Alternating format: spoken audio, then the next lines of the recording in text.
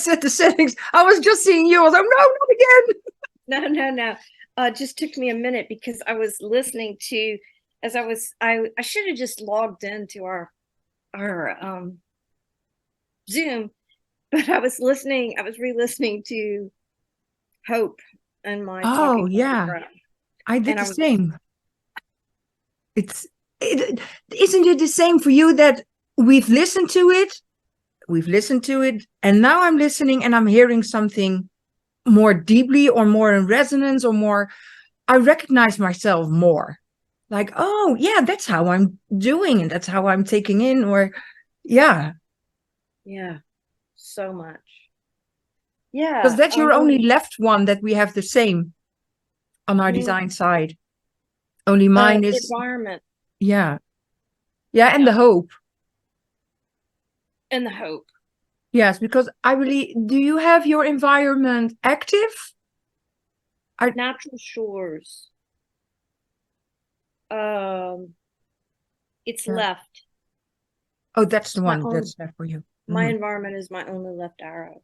Yeah, Yeah. The rest are all right arrows. right. But where did you find all that information that you shared on WhatsApp about the 5 and 6? I believe it was tone that they resonate with the Rave children. That was in the hope. Talking Bodygraph. Oh, it wasn't in mine. Recording. I wondered if, it's a lot, but I was like, I actually want to listen to this with Corinda. But I mean, I listened for hours yesterday, and I was listening. I was like, oh my God. And Yeah.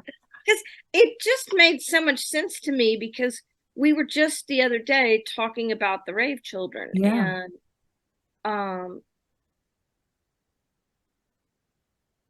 Well, if you like to listen together, I would love to hear what your hope says, because I didn't hear it in mine. So, interesting about Raves in the solar plexus as I listen to my 5th line right personality sun earth. okay, let's go.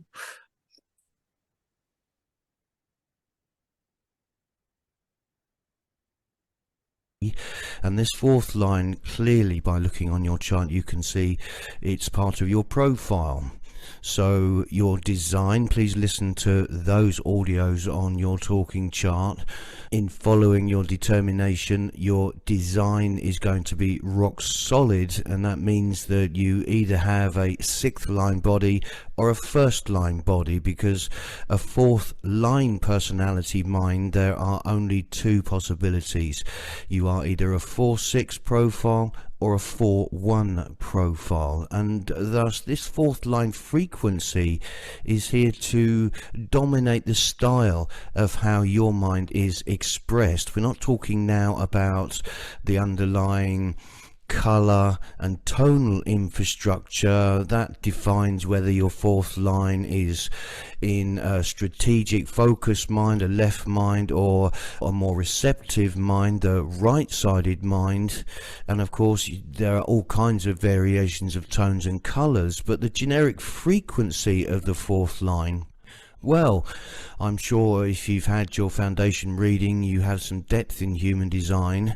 You know that the 4th line naturally is designed to be the opportunistic mind. So you have an opportunistic personality that really, as a mind, remember, you're here to be the outer authority with mind, not use this mind to make your life decisions. That's the domain of your design.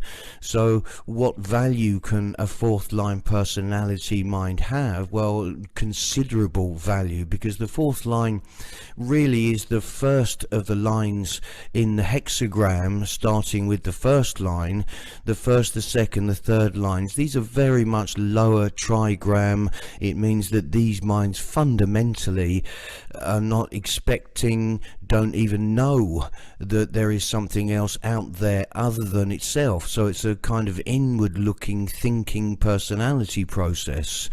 But the fourth line is more than that, because it's aware that there is something on the other side of the channel. There is something out there that I need to meet, and I need to meet that in order to invest in concepts that will either influence them and thus bring opportunities my way. And just as importantly, always remember this, the inverse is that you have a mind that is more susceptible to influence from the outside, because it's looking for those kinds of concepts. You have a mind that really isn't interested in its own inward thinking at all of it's focused towards the outside, externalizing the influence or externalizing the focus in order to garner some opportunity through the nature of one's networks. Remember, it's who you know with a fourth line, and it's so kind of fixed. You've got to be careful, and thus there is that mantra of don't give up your lover until you have another lover. Hopefully that's come through your network of influence. Don't give up your job until another opportunity, another job has come your way. Don't give up your partner until something else has come your way, because a fourth line without an adequate network can be in the wilderness a very, very long time otherwise. So you have a mind that is here to establish an investment in certain concepts. And not only do you have a mind that will invest in certain concepts, you have a mind designed to hold on to those concepts until something better, if it exists, replaces that. So there's a possessiveness in your kind of mind. There's a fixedness about that very nature, because that is how a fourth line influences, by being very repetitive, very fixed in terms of presenting the foundation of what it is that your concept entails. So you're always going to really be attracted to the natural harmony, to the fourth line. This is the first line. They're the studiers, they're the deep probers. But the technique of how to take that and bring it, influence other people with that, well, this is the domain of the 4-6 and the 4-1. The 4-1 is a juxtaposed profile. It's more of a bridge.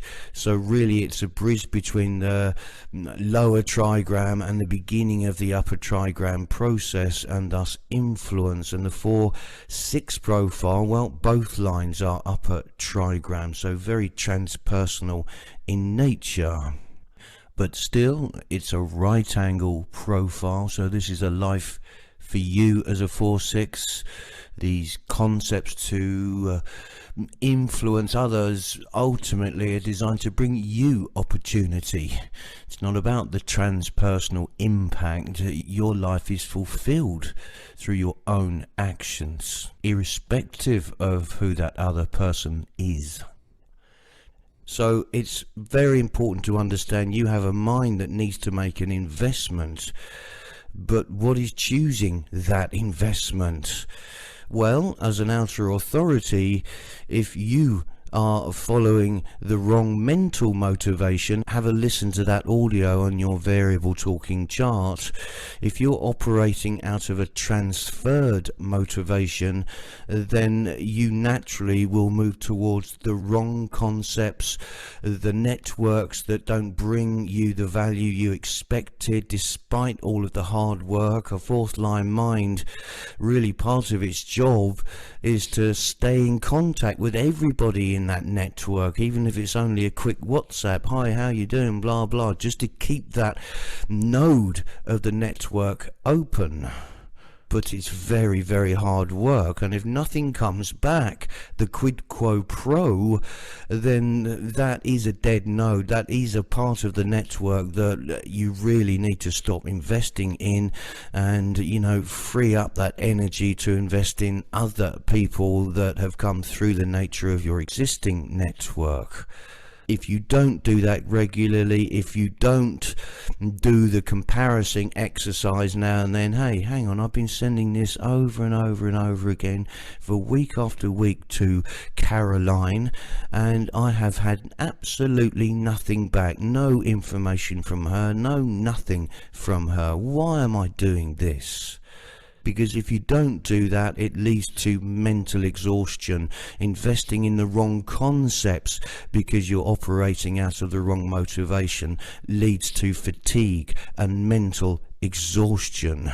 Influencing with the right concept, but not getting anything in return for that, investing in that networking with the wrong people, in other words, that will lead to mental exhaustion and fatigue.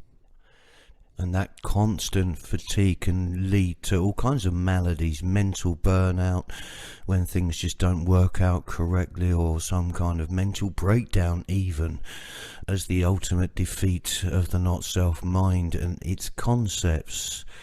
There's a fragility in a fourth line because it has to be fixed, and just like a railway track, it can be very, very effective, very, very fast, but it's one track. This is how I'm influencing you. And if it turns out that that concept that you're influencing with ultimately either has no influence, or the concept itself was flawed in some way, well, that can be shattering for a fourth line, and it does take time to rebuild after those kinds of occurrences. And then the not self fourth line becomes, well, maybe this one will lead somewhere, or maybe I can make some new friends over here, and that might bring some opportunity for me. Well, this is a fourth line that isn't operating through its correct cognition. It lacks that ability to truly recognize. If you're not guided by your true intelligence, your brain ultimately, and its tonal infrastructure, well, you're never going to have the platform for this perfection of influence, the fourth line, to truly be effective. And it's an absolute joy to be tending a fertile network where every influence is gobbled up by your audience. Then the chronic mental fatigue becomes just a past malady that you finally got through. I think that's so important. I mean, that whole arc of that one, when he's talking about how it's a node that is shutting down, Right. and you know, when I listened to that, I was thinking about how in my career, when that would happen and somebody wouldn't respond, and I'd be like, it'd make me angry because I knew they were supposed to respond. Right. Like, why aren't you responding? You know?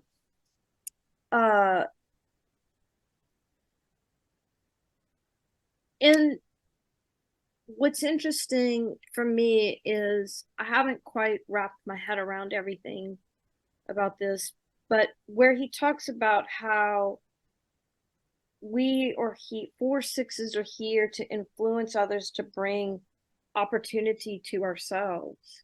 Yeah, that's And like a twist for me.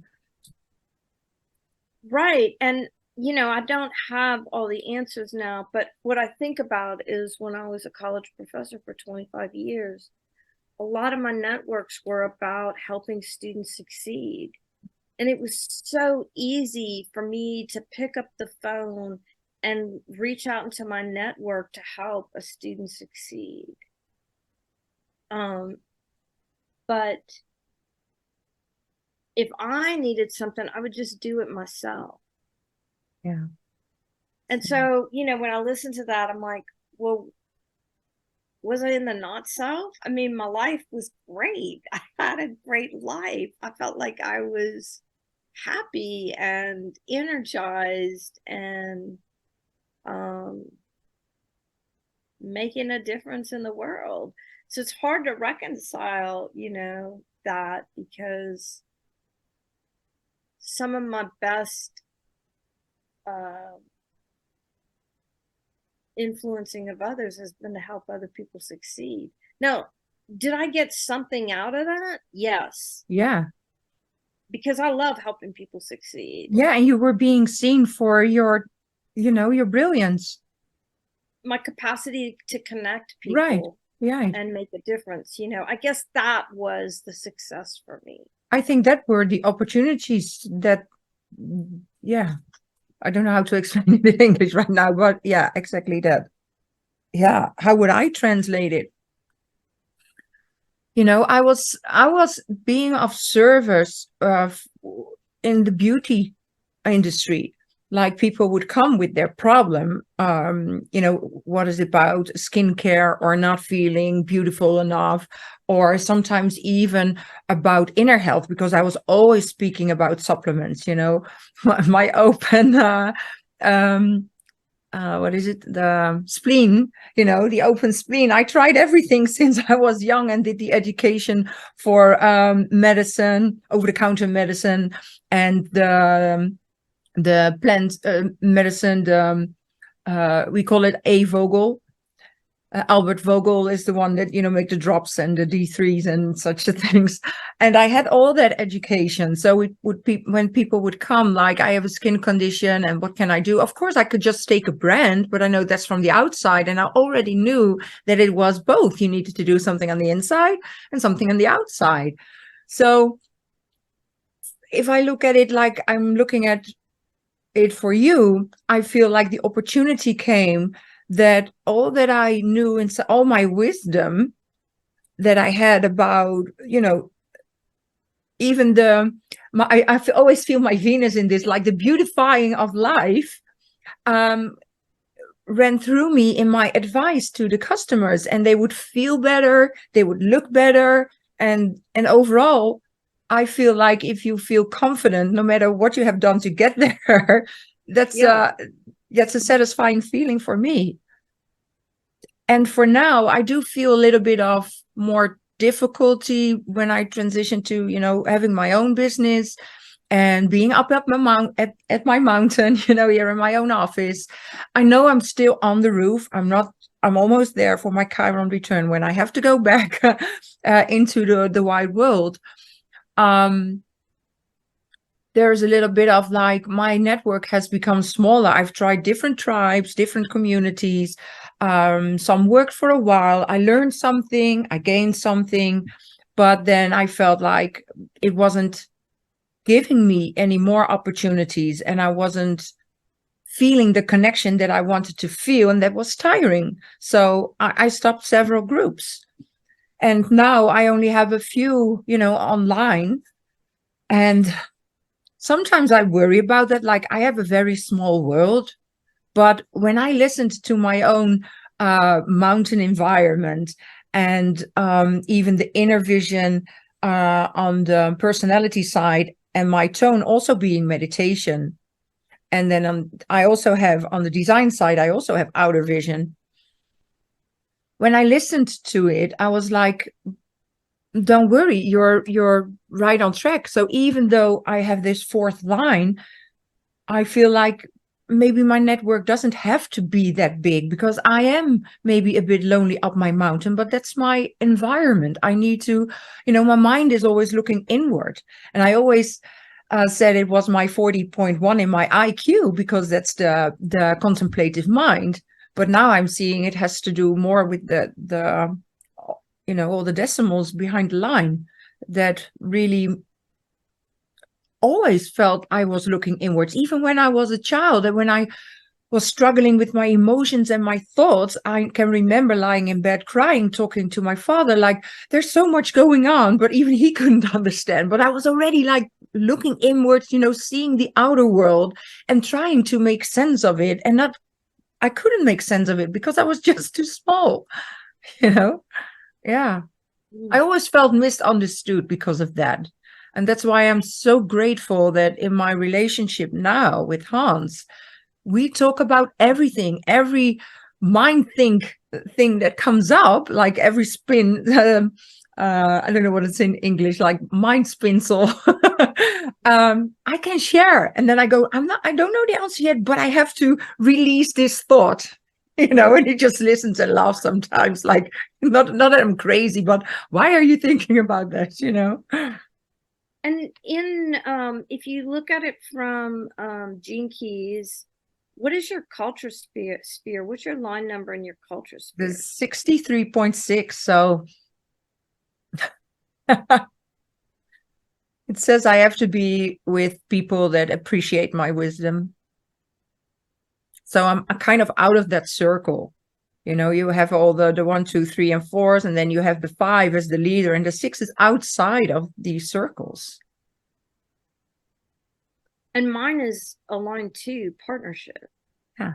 Here we are. Right? Right. No, I mean, as I was listening to you and in the context of what we just listened to about the 4-6, Right. it's not so it's so layered. There's so Right. much context. There you have a 6-line culture. Yeah. So it's even more alone than with it too, because with this, you're in a partnership, there's always somebody. And for me, there's a lot of alone time, maybe. Yeah. I mean, Makes sense. you're here to live the future now. Yeah. And be the guide of how to be with other people in culture, right? Mhm. And I'm here to be in partnerships. Yeah. With a 4-6. I love that about that we both are 4-6, and Yeah. you get to experience it as the generator. Yeah. And I get to experience it as a projector. Yeah, I love the duality in our chart, in the way that we fill in almost, I believe, almost all our centers, if not all centers, or maybe the G also. So we have all centers full, and I have a lot of leftness. You have a lot of rightness. You're a projector. I'm a manifesting generator, but we're both defined emotionally. They're so. Yeah, and then again, the 35-5 that we have, it's like almost our opposites are bringing the whole.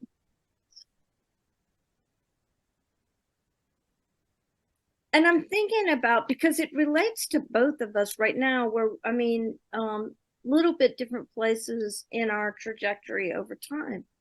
But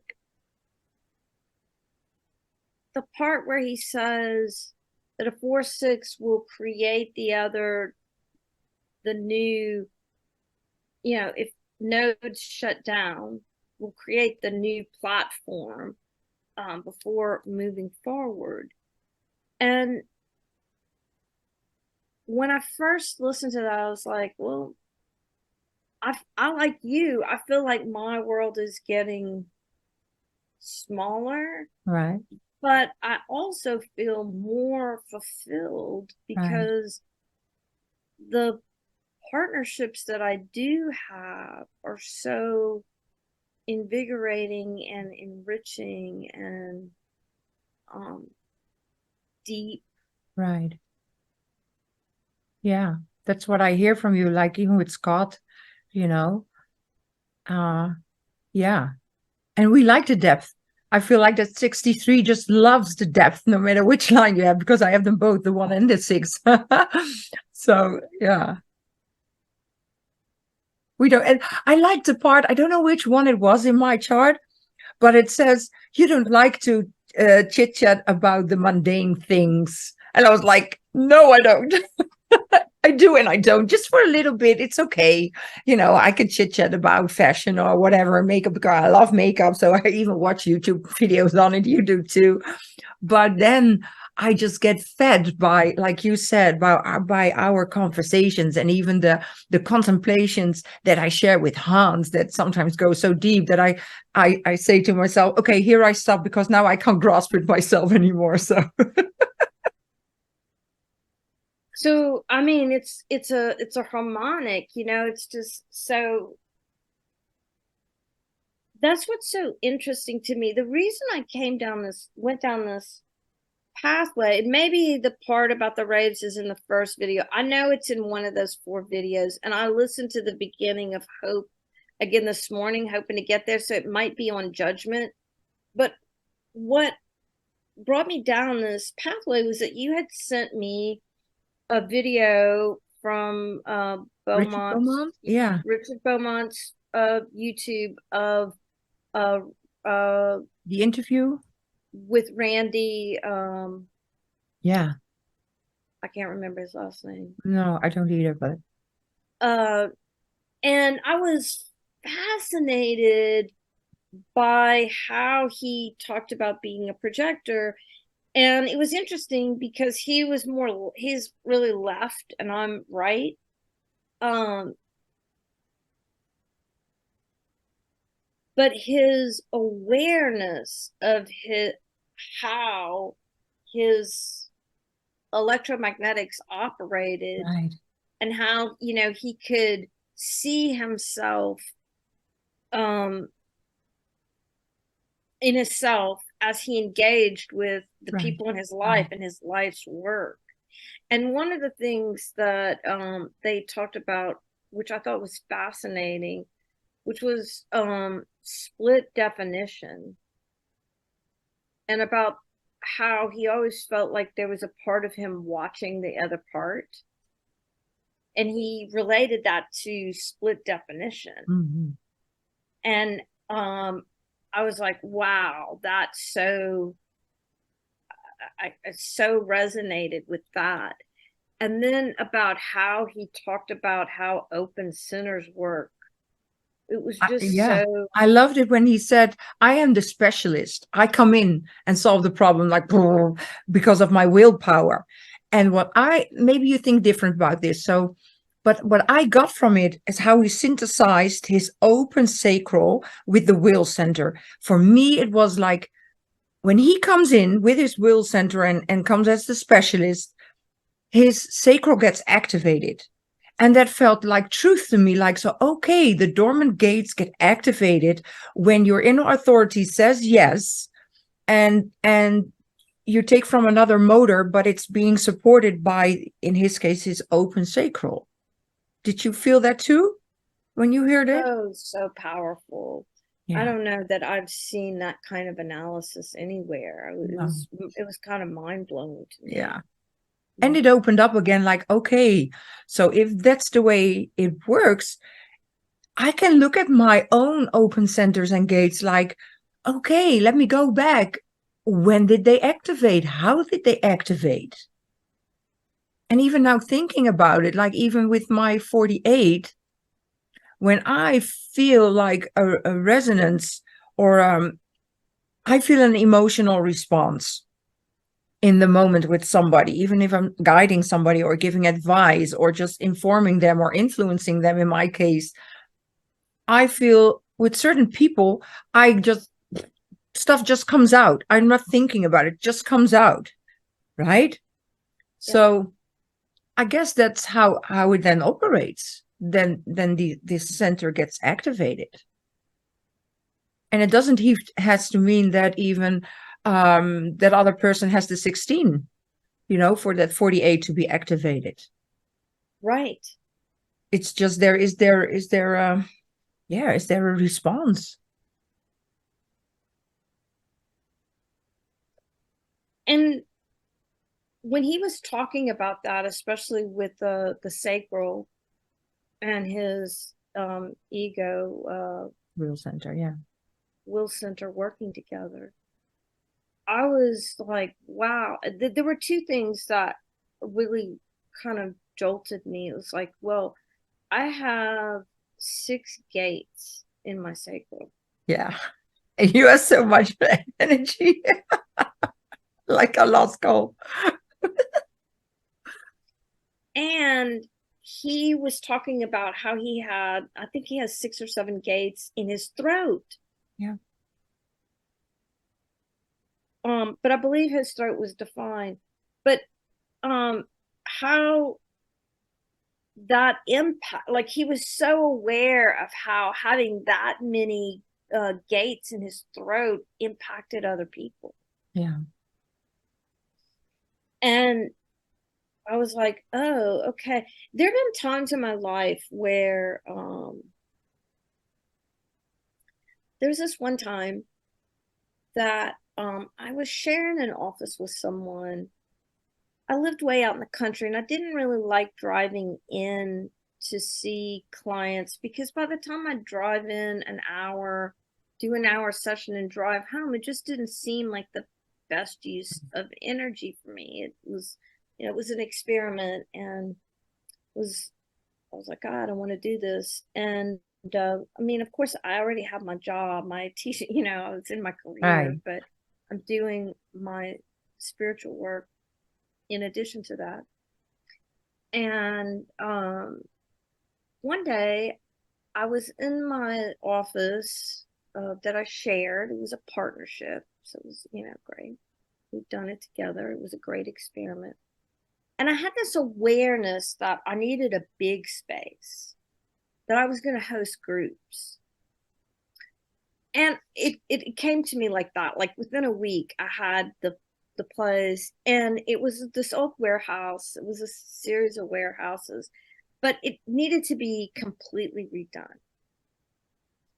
And there was a guy who lived kind of on this campus. It was a series of artist lofts and warehouses, and he was available to help, So I embark on this, turning this warehouse into this space where groups can come, and I just could see it, and so I had all of this energy. And it was kind of the summer. It was hot when I was doing this, and I was off because I was off for summers from my career job. And I remember the guy's 20 years younger than me, and he's helping me. And he I could see he was like struggling to keep up. And I was just like so happily creating this experience, right? And I mean, it ended up being a magical place. I had it for 10 months, and it was perfect. I had groups that came in. I did all kinds of stuff. I hosted some healers, and it was like the perfect experience in the perfect moment. And then when it was done, like I just heard it's done, like you don't need to do this anymore. Wow. Then I let it go, Wow. But that experience, has been something that I've thought about because of how much energy I had. Yeah. And that was another thing that really impacted me, that Randy said, was that he talked about how much energy he had. Right. And he talked about how, when you're aligned, you have the energy. And in that hope, in the hope recording, we were listening to the line, which I don't think that one was right. Maybe it's in the judgment one. But in the hope one, he talks about having energy, like that there's energy available. And when I kind of like layer in everything that I learned from Randy and listening to these tapes, I'm like, I got 6 gates in a sacral. Yeah. My hope is activated. And my wisdom is that this is something to hope for, and this is going to all, I loved how he talked about the intelligence of hope, that we are tapping into an intelligence, and that there's energy. It's not just about hope, it's about an energy. Right. And that when you tap into that, and I was layering all that, having just listened to Randy's discussion about being a projector. I was like, wow, with 6 gates in my sacral, with a root. Right. Yeah. So if and an emotional center. Exactly. So if it really feels right, if it maybe even if it feels a desire. So like you had this desire, you were seeing this, you had this vision for this space, and I do also feel that the emotional center is a big motor, because I can relate to that as well. But then if you combine it, like Randy said, like if you're aligned and then your solar plexus and your sacral goes on, yeah, you have more energy than I do. And then he talked about how when it was over, like whatever had Yeah. lifted, whatever had activated him through his motivation. And then when it was over, he was just done. Yeah. Just done. I was like, And same for you. Like you said, 10 months it was gone. it Bye. was done. It was like one day I went to my studio and I'm so happy because it was really Was a lovely. It success. was Yeah. so great to be there. One day I was there and after the session, I was like, my work here is done. And it was just so clear. There's no more energy for here. Right. So if I had stayed, I would have been in the not self, and then it probably would have depleted me. But I just ended it, just. Yeah, I would feel guilty, and that's transference for me. But because now my mind is thinking about all the investment that you did, and I would have felt guilty for all that investment and then just letting it go like you did, Yeah, I didn't feel any guilt. I just knew it was over. Wow. Yeah. Powerful. Would you like to listen to the hope again, or do you think you want to go into that judgment, the sense? The judgment was super powerful. Let's what do is that. yours? Mine's judgment. What is yours? Taste was also very interesting. So maybe we should listen to both. Let's first do yours and then do mine, right? So let's listen to a little of both. Yes. And then... Now, the cognitive architecture of your mind is indicated with the 5th tone here, and that's why you have a right mind, this receptive mind that is designed to store information, and out of that storage, as an outer authority, something will come along to trigger your interest as to whether you want to get involved in that based on the information you already have in your mind, or whether you want to give some kind of information to that person. All of that will come out existentially in the correct moment from this vast storage area that is representative of a receptive mind. And the cognitive pathway is this 5th tone, which is very unusual in terms of our human design, because ultimately the 5th and the 6th tones are subject to mutative pressure. These are new intelligences that are designed to fully emerge in 2027, when this new epoch of the sleeping phoenix begins, when the next form of humans emerge, which are the so-called rave people, and thus the 5th and the 6th tones really are designed to be the intelligence for the group mind rave. But of course you are a human being with this kind of nascent rave infrastructure. I say nascent, this mutation has been working since 1781, so it's very much emerging at the surface very, very soon. But as a human, it's very hard to put our finger on precisely what the information coming through the 5th and the 6th tone is actually telling us. But it's interesting to note that the rave human, yes, they have a solar plexus, but the wave process of the solar plexus, the emotionality of the solar plexus, the energy that is there is stilled for the raves, and they have a solar plexus that truly, yes, it will go up and down, but it's not going up and down with this vociferous emotionality behind it that blinds us humans. So the 5th and the 6th tones really are tapping into the information that is there when it's not blinded by the raw energy of what we have come to accept as emotionality, the continual movement of the ups and the downs of the solar plexus. So this 5th tone is called judgment.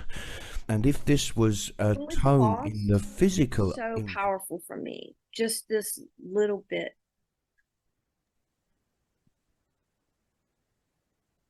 Yeah. You know what? I want to have my mushrooms on. Can you change it? Yeah, hold on. I wrote down no more energy for emotionality. And I'm feeling the drama in that. So there will be no more drama. The way that I have expressed this, it really was so affirming to hear that, because the way that I've expressed that is that people would say to me, have said things like, why aren't you upset about this?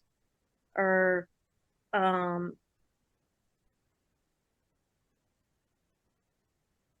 variety of things.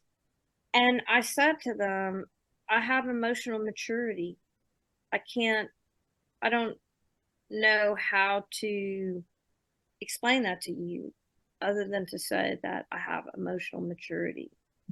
And I have been accused of, by some, of suppressing my emotional way. And to hear that was so affirming to me, because when that was kind of tossed at me, I was like, that's not true. Right. That might be what you experienced, but that's not true for me. I'm not suppressing anything. I can feel this wave and hold it without effort. Right. I feel the same way too. After my Saturn return and after my burnout, in my burnout, I let a lot of emotions go, not repress anymore, because I have that 47. Something happened there with that 47. And in those closest years after that, it's not that long ago.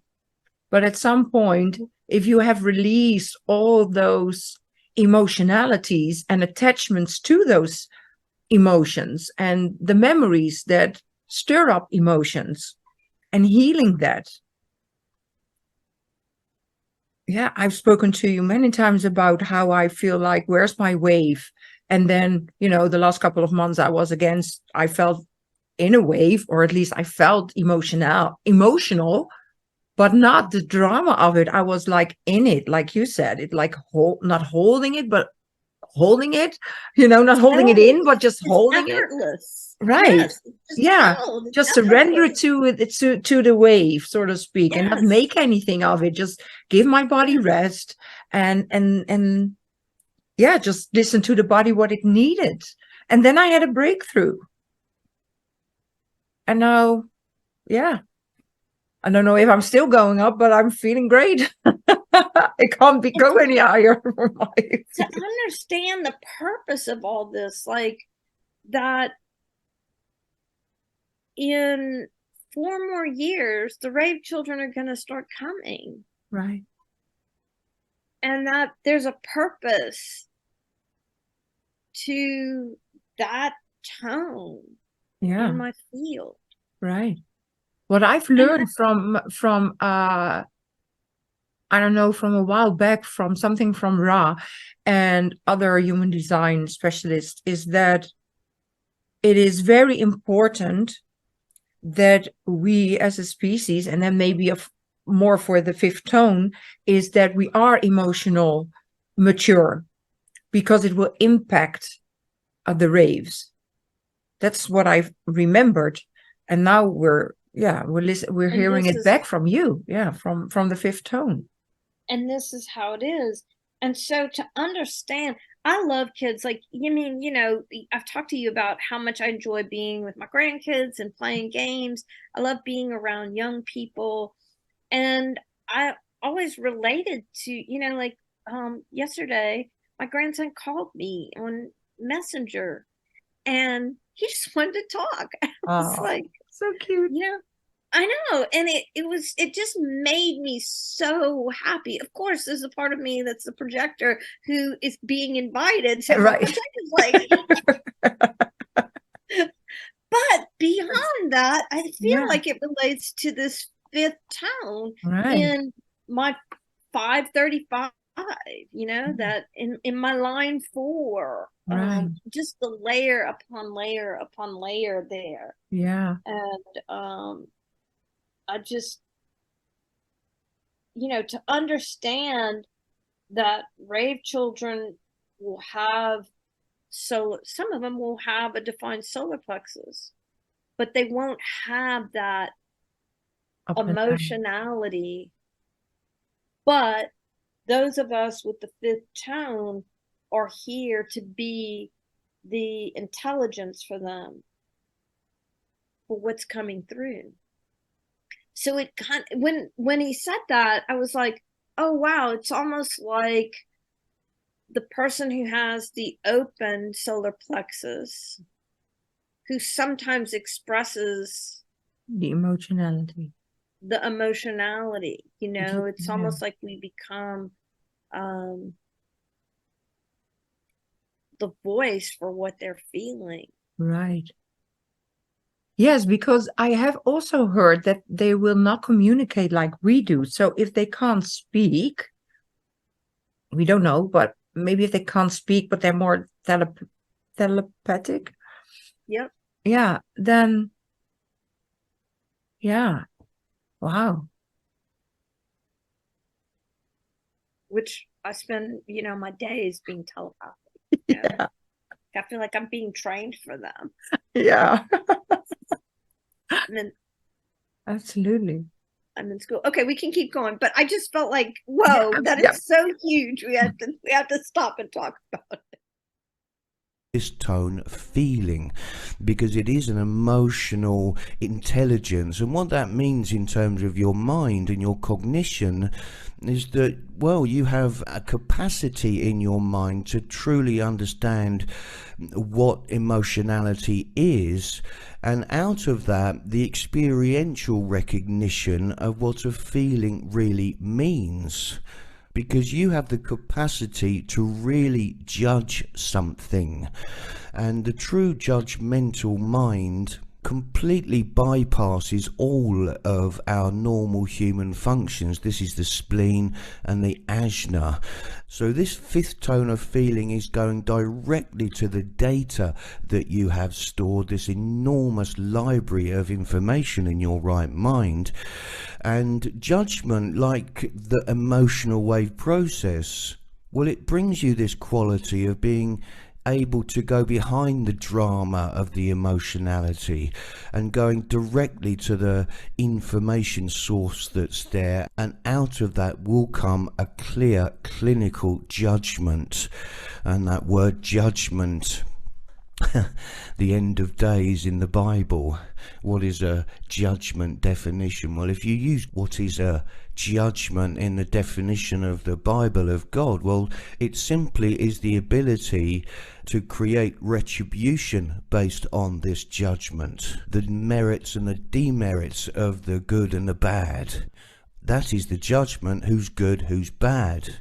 So this 5th tone of your mind has that capacity, but of course you can't see into the experiential base where that's coming from. You just have to trust that it's there, and it really does have an otherworldly quality, this ability through the process of the mind going up and down in its frequency cycles driven by the solar plexus frequency.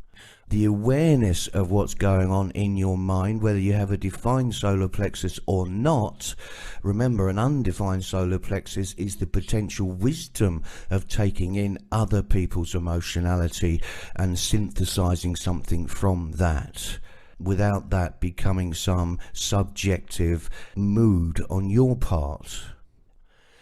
So you have a mind that really wants experience here and has a wonderful ability to recognize what a feeling really is, and out of that to clinically come to a judgment. And this will be the ultimate truth, veracity or verity. This need for clarity between this and that your mind can deliver. I'm here again. Oh my word. Yeah.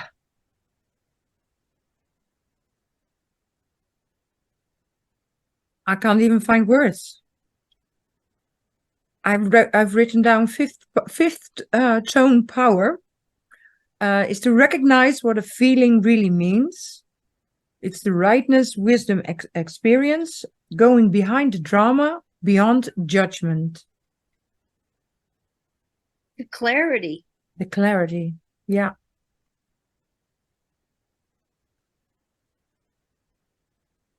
And the fun is that you're not going to know until it happens what it is, how it looks like, how it feels, how you notice, how you perceive. It's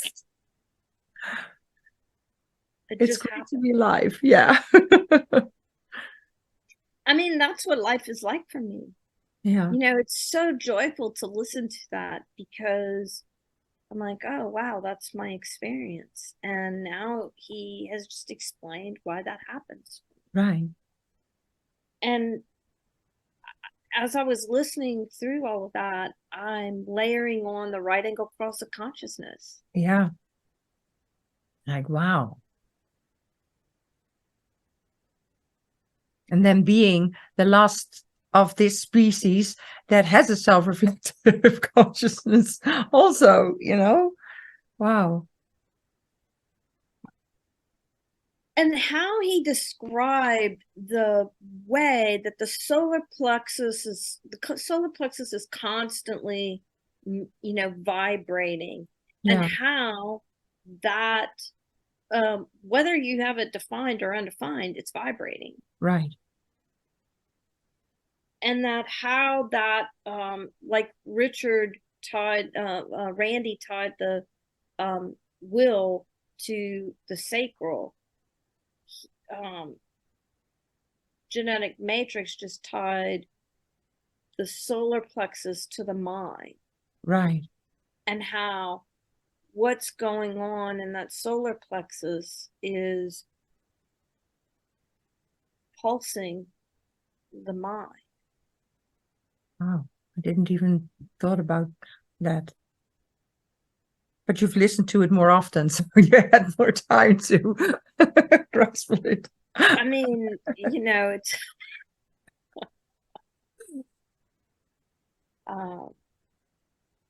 Yeah, and even when he spoke about some of the children will have it open, so they will receive that way from the other children. And then I hear Ra saying, "What to do? what to do. What to do? Go to Simone for some clarity." Clarity. Yeah. And, you know, in a sense, that's why people call me. Right. They want to talk to their souls. They want some clarity. They want to expand their consciousness. Right.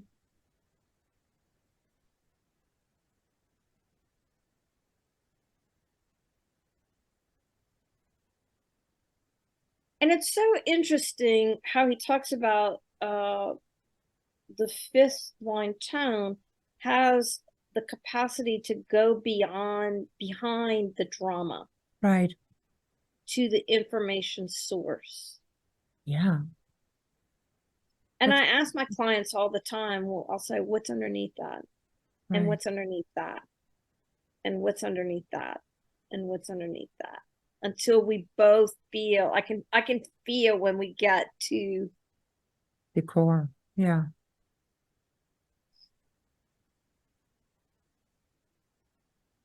Wow. So what you're saying is like, it's not even for the future. You're already experiencing how that fifth tone works for you in your life. Yeah. And what we actually get to is he said, he was talking about how ability through the process of the mind driven by the solar plexus frequency is that the mind wants to understand what a feeling is, to have clarity about that.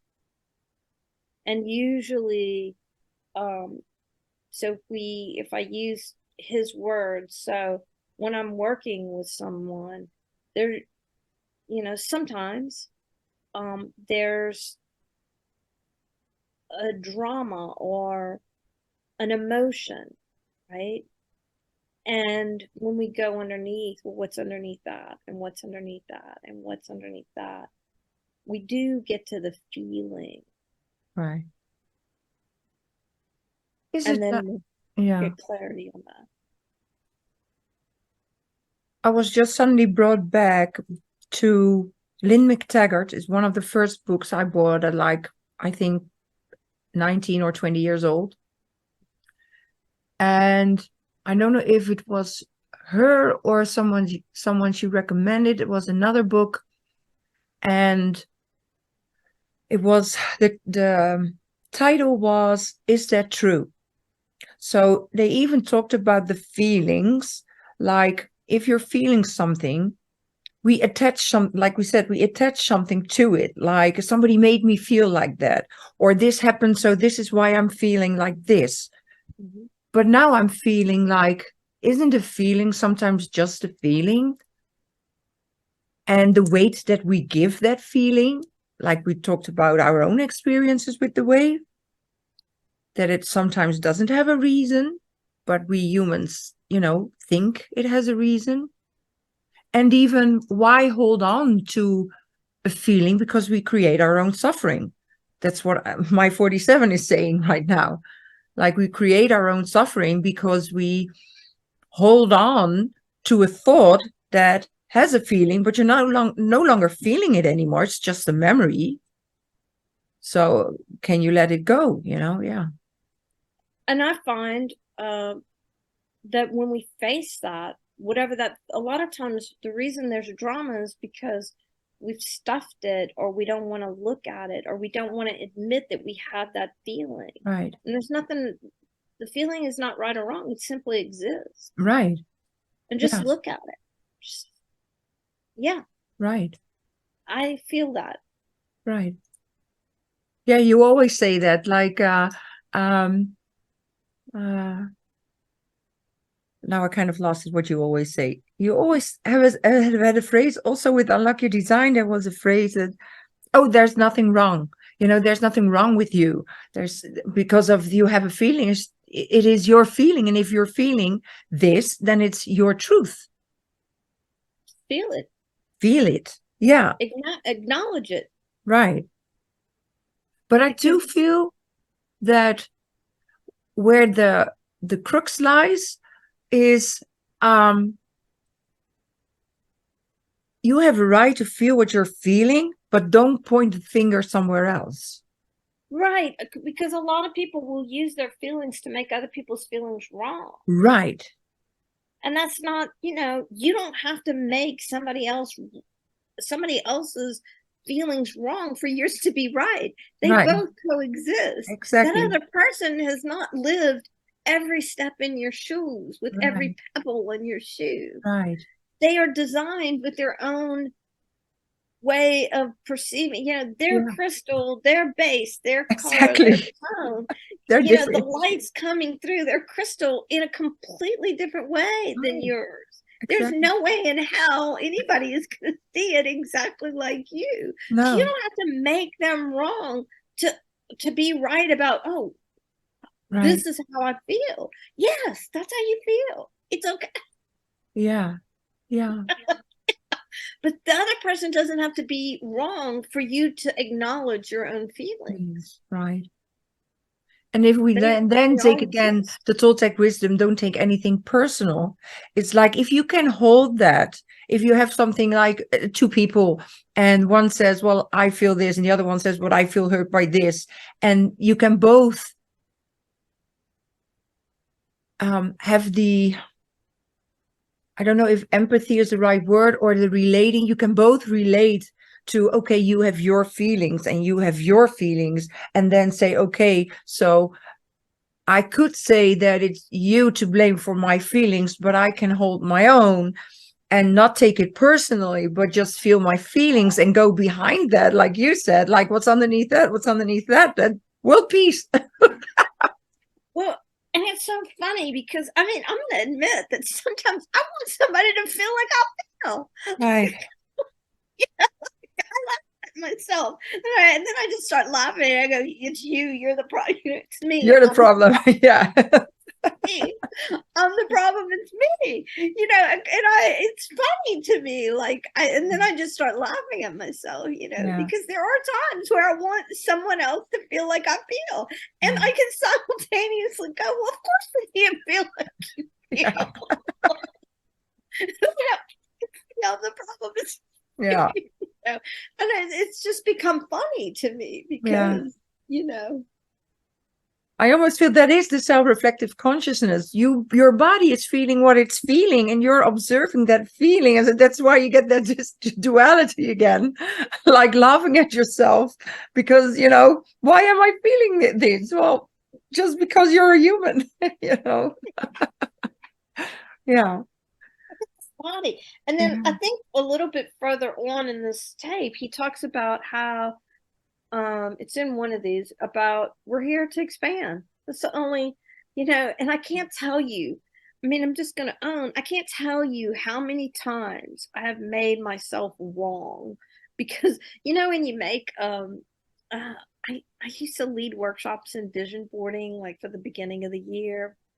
It was so much fun, and to guide people on these journeys, and I would be doing mine right alongside them, and I mean, I'd look around the room and people would have these, fantastic boards with all this stuff, and mine would have one image. And they'd be like, when we talk, we would share, and I'd be like, I want to be my highest vibration this year, and this was the image that for me captures it for this year. And and a friend of mine and I, my friend Tammy, we would laugh about it because hers would be, and I'd be like, I wish I could do that. I just can't even do it,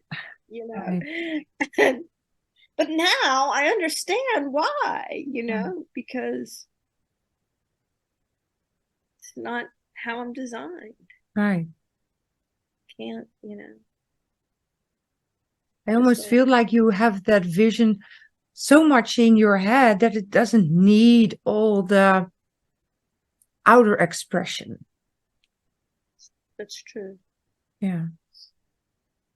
But I could see, and now knowing that I'm a projector, I can see why I was guiding these experiences because it was helping a lot of generators and manifesting generators manage their own energy, where to direct their energy for the year, and how it uplifted them, That something came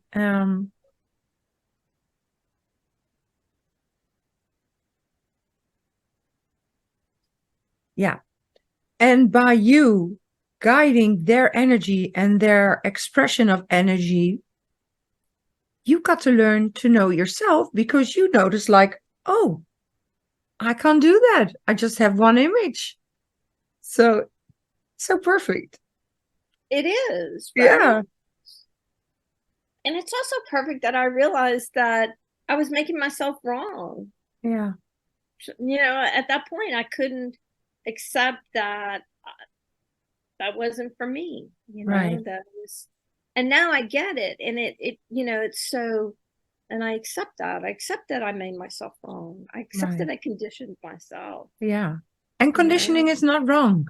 I love that when Ra says at some point also like, the conditioning is always going to be there and it's not wrong. It's still, you're having an experience. It's just that when you're aware of it, you have that self-reflective consciousness.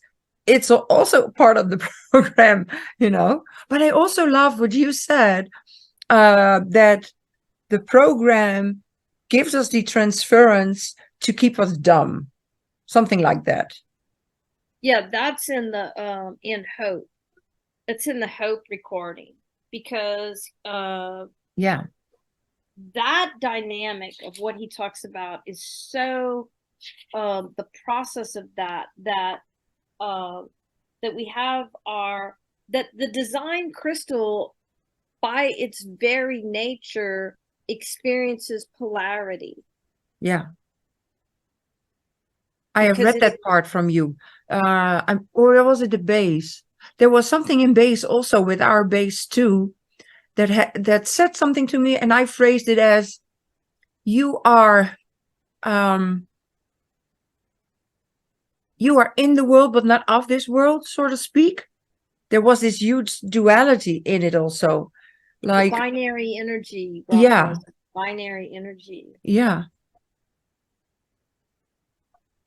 Evolution in mind right. orients to the future.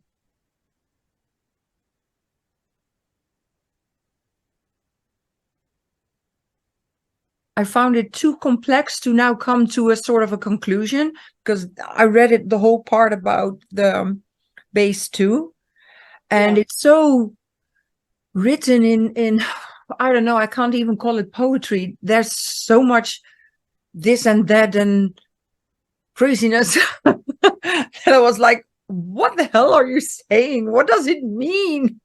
And then I love that you brought this in though, because think about our designs, because we both have right, base 2, tone 5. And so, you know, what I loved about the base 2 is that it's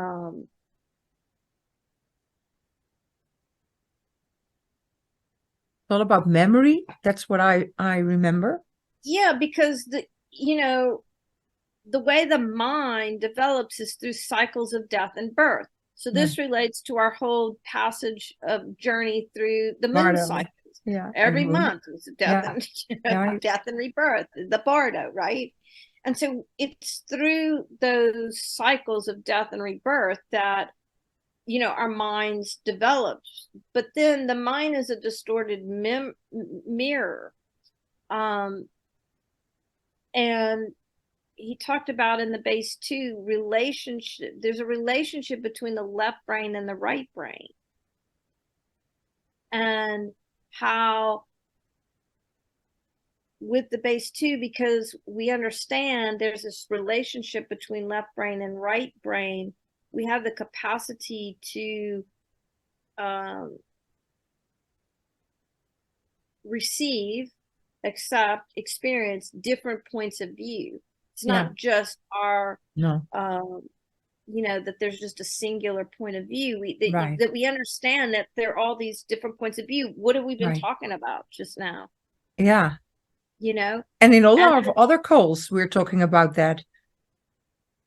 Mm-hmm. And that comes from our base 2. I mean, a base 1 that maintains separateness wouldn't experience it like we do, and might even have a hard time. We are, as a base 2, we might even trigger a base 1 who is just gonna not be open to that, or can't even see because the light's coming through their crystal in a very specific way. They can't even so, but as a base 2, we can acknowledge that and go, oh wow, base 1 can't even hear me, like can't see me, but then also I just love this. I know you've heard me ask this question of what else is possible? What else is possible? Yeah, exactly. And that was the last part of the base 2 when I was going through base 2, and I was like, yeah. No wonder that's a question I ask all the time. And so then when I'm asking that question and it really, really resonates with people, now I'm going, oh, they must be a base 2. Right. Yeah. And for me, there's always, because I have possibility as connected to hope.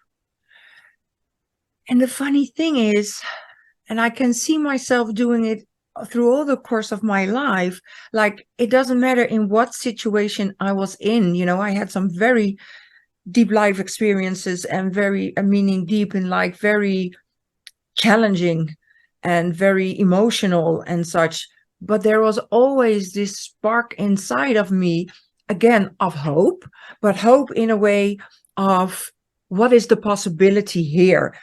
I have this, and what can I do with this? Working with what you've got, not losing hope or faith or just being in the down. Of course, you had days or hours that you were, like that and not seeing it. But then suddenly there would be this, I don't know, some energy there or whatever, or it was just me lifting myself up again and like, okay, what do we have to work with? What do we have? What are the possibilities here? And even now, when somebody else comes, because it's outer authority as well, I'm always seeing the possibilities like, oh, is this everything? Well, if you have just this, you can do this and this and this, and I know I've heard it's not about fixing. It's about Right. bringing up the possibilities. So yeah, it even brings joy when, and I think it's the same for you, when I'm listening, I am seeing myself already kind of doing it. Of course, I see pointers where I go off. I recognize that. But now I'm aware, and now I can, make it more aware. I even said to Hans, like, I feel like I want to develop questions for myself so I can check in if I'm in transference or not. Because then you will make yourself, so it's so easy for yourself. Yeah, I mean, with Hope, I because I've had such magical experiences, Yeah. calling me out, like I know what I'm like, but to understand that the minute I'm in guilt, my Right. whole crystal is shut down. I'm Right. like, And I've done that, and it doesn't feel good, right? Somehow there's this frequency inside of you just sticks when you do something out of guilt. I well, even feel and guilty about feeling guilty. it makes sense about why other people don't react well to you. Well, you're not vibrating, Simone. You just shut your whole crystal down. Right. You're not in your magic, in your wisdom. It's good to them. They're vibrating. Right. You've shut yourself down. Yeah. I mean, it's just so that is so, like, and that weird design that the program, how does he say that? I mean, when I got to that part, I was remembering you talk about being your unique self and how, that's all you could be. And I'm like, wow. Yeah, I think at some point. Yeah. It hasn't been that long, but it's daring to be sort of enlightened selfishness, so to speak, because the awareness of that you're not just, but you're living for you. It's your life. It's your body. It's your soul. It's your, what else? I am here for me,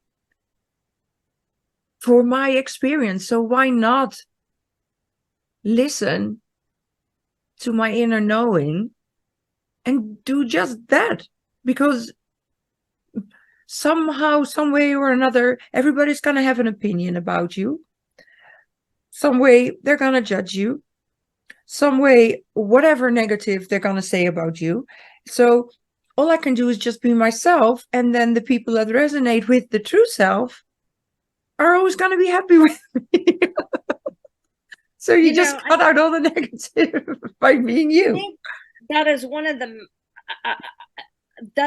the most empowering things I feel about our conversations. If anybody listens to any of our videos for any reason and they walk away with, wow, I need to be aligned with my true self. My true self. And live What's for my me. motivation? Right. I want to be aligned with my true self and choose, let my body show me the way. What is my way?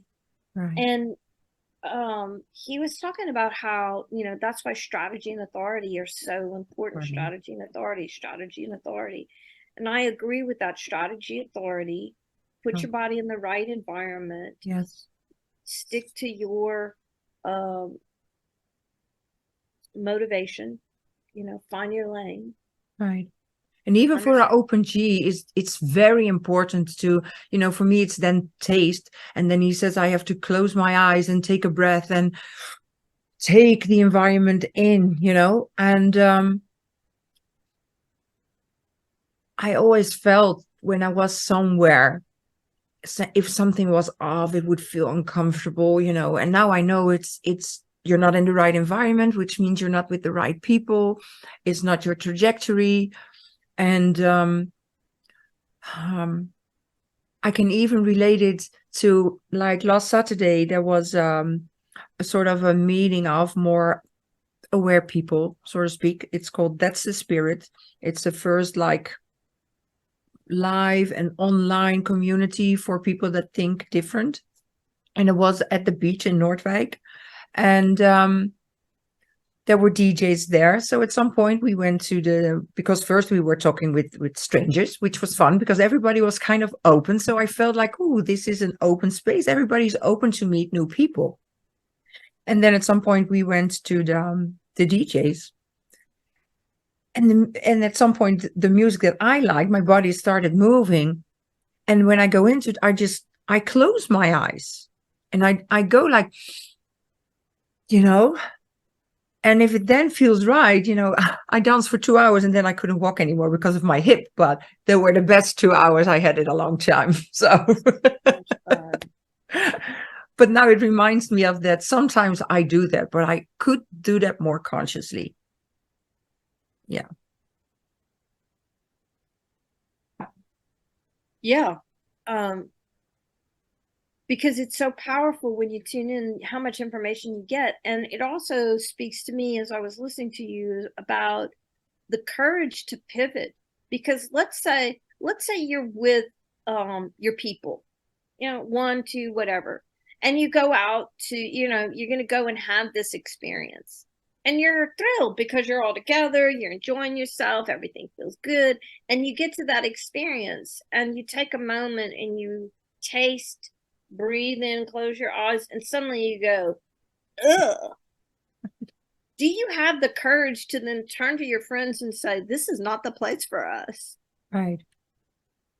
You can stay if it's right for you, but I need to go. Right. Do you have that much courage?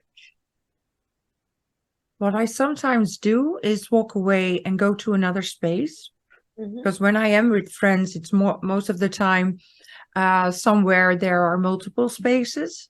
And I walk away and sense the other spaces. But to truly walk away, somehow I know beforehand, I'm already sensing like this is not for me, because I don't know where it comes from, but I think you recognize it. You put yourself there beforehand, before you go.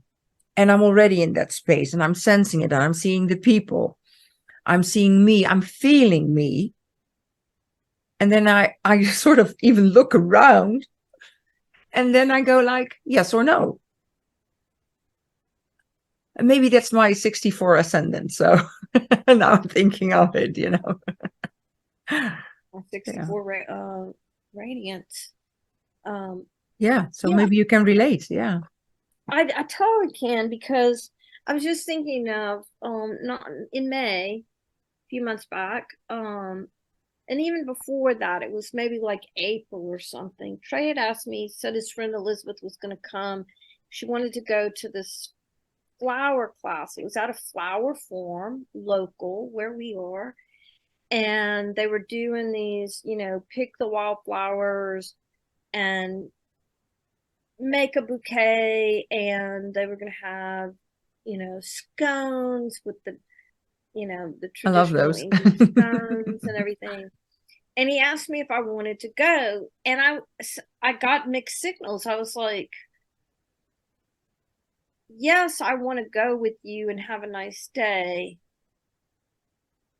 I'm not so sure about that class. And so, his friend came, and we're hosting him here. We all pile in the car to go, and I'm still having some mixed signals, like I want to go and be with them. Being with them feels really fun, but I was like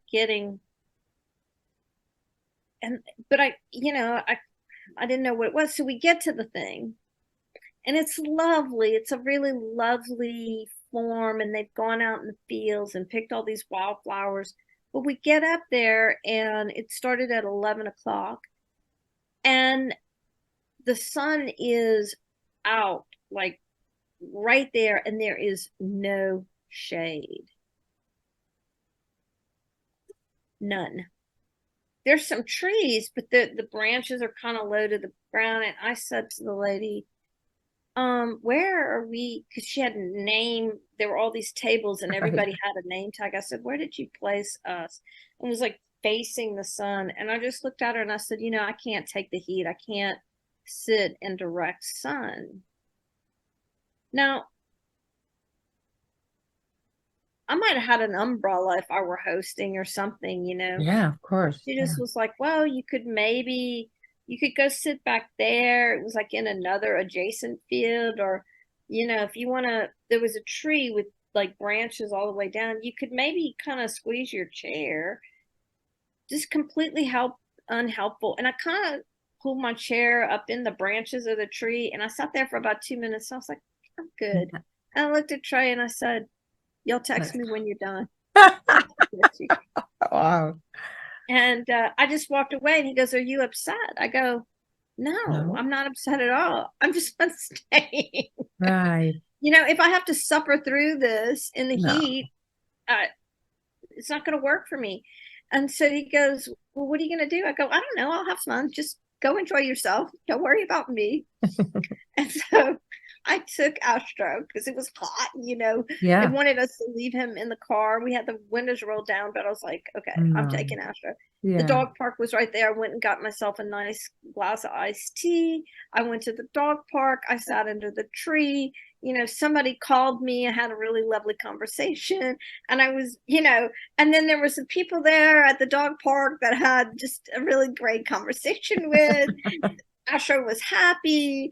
And then, like the next thing I know, he's texting me to come get him. So I go get him. It was right down the street, and drive back out to the farm. And they get in the car, and it was just like not fun. Right. They learned, like his friend really learned a lot of what she wanted to learn, because she's thinking about doing something similar at her property in Texas. And so she learned a lot, about how much to charge and how many people to host, and how much to have, and how it, and to bring umbrellas when it's hot. Right? And but they didn't have fun. Like we were all supposed to leave with an arrangement, and they had two kind of like, I was like, did y'all even get enough flowers? And they go, really, there were no more. By the time, they moved us through the line, we were at the end, and this was all that was left. And I go, they didn't bring you some more flowers? We paid $85 for scones and flowers, and per person. And they were like, no, they didn't even offer. And I was just dying laughing, because what my body wanted to do. And the rest of the day, we had a great time. We went to lunch, we took them sightseeing, we laughed, we cut up. So, that mixed signal that I was getting, well, I want to go have fun with you. Not so sure about that. Sometimes it's hard because things are not so cut and dry, Right. Yeah.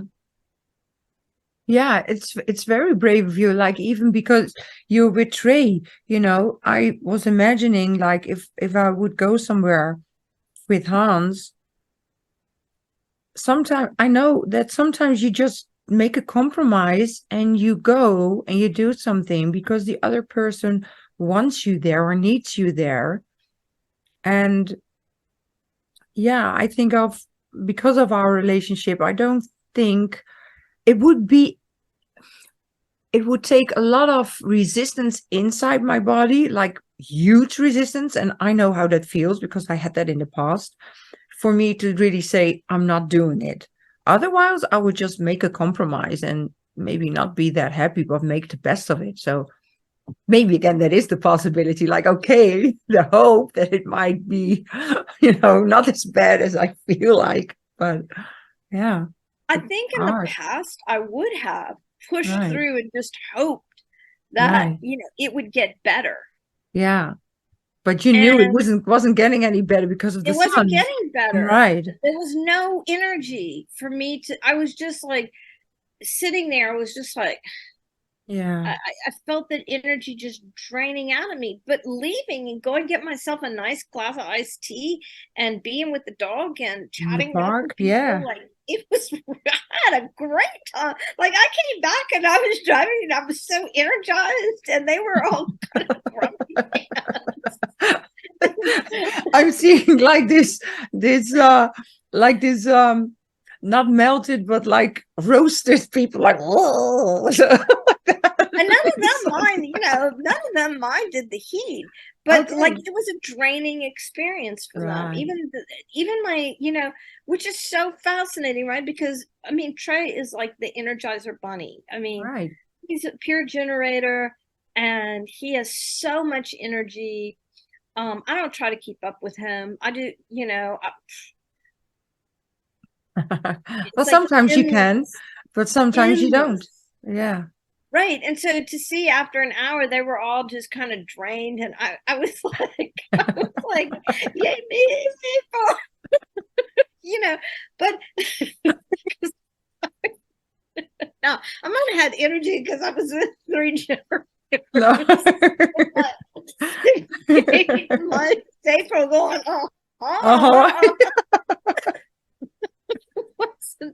I wasn't mentally exhausted, I Right. wasn't I was ready for the day, to have Right. a great day with them, and I did.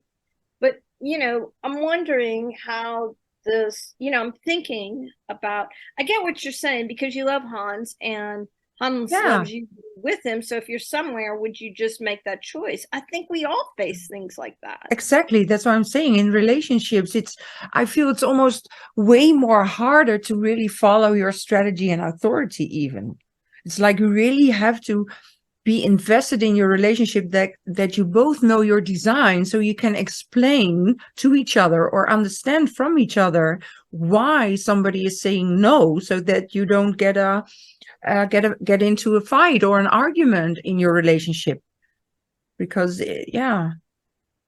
So again, I feel it's so important for people that are getting to know their human design to get their spouse's design. And even if they have children in the home, and even if you don't have children in the home, a relationship, and even with the changes with the Saturn returns and the Chiron returns and the Uranus opposition and such, they all influence like how we operate it sometimes. It's so enlightening to be aware of all those things. And maybe my cognition is speaking here. For me, it's like it's making sense. I'm making sense of what I'm experiencing and what I am seeing in the world and seeing around me, and the importance of awareness in that. Yeah, it can help so much. So much. I mean, and it relieves suffering because you understand suffering. it. Yeah. I mean, if I had stayed, I would have been worn out. Right. I would have been just Cranky. would not have enjoyed the rest of the day. Right. And how many days would it have taken me to recover from that? Yeah. If I had just push. I mean, I feel like human design has given me the power to not self-sacrifice, and to decondition from self-sacrificing. Yeah. But this learning that decisions made by the mind switch the design crystal to not self, I mean, that's a whole nother, I mean, yeah, that's mind-blowing, right? Yeah. And I have a defined spleen. No, I don't have I have an undefined spleen. I have a defined emotional center. And yet sometimes I get flashes of knowing. It's a clear yes. Yeah. It's a clear no. And maybe that has to do even with maybe on the body side with your the other what is it? I don't know, let's just say the color tone and base. Maybe it has to do with then when that's so aligned. Or, yeah, I don't know. I've experienced those too. We've talked about it, that sometimes there is just this huge inner knowing, this huge clarity. And maybe it is possible, Ra can say it's never 100%, but maybe he's wrong. Maybe at some points, for whatever reason, there is a moment of pure clarity. Because we've experienced it. I mean, the way I've wrapped my head around it is, and I feel like you're right, as we continue to research and find out more about color tone and base, it'll be helpful. Right. And as we understand how centers work together, Yeah, it'll be helpful. yeah, But also, the undefined centers, it's just not consistent energy.